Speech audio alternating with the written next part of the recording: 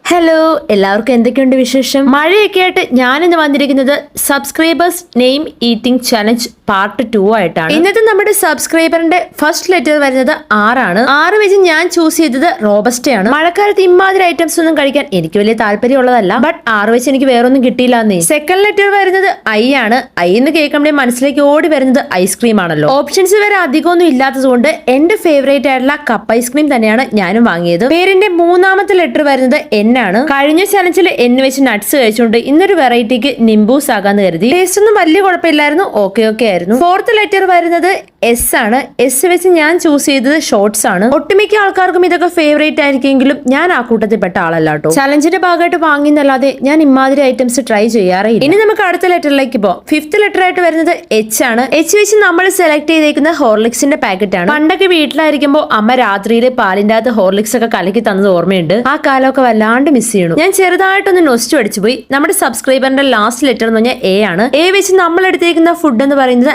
ആൽബൻലീബയാണ്. പതിവില്ലാതെ ഞാൻ ഈ ചോക്ലേറ്റ്സ് ഒക്കെ വാങ്ങുന്നത് കണ്ടപ്പോൾ എന്റെ കൂടെ വന്നവൾക്ക് അത്ഭുതമായിരുന്നു. അപ്പോഴാണ് ഞാൻ ഈ ചലഞ്ചിനെ പറ്റി അവളോട് പറഞ്ഞത്. പിന്നെ ഞങ്ങൾ ഒരുമിച്ചായിരുന്നു എല്ലാം സെർച്ച് ചെയ്തത്. ഫൈനലി നമ്മുടെ സബ്സ്ക്രൈബറുടെ പേരാണ് റിൻഷ.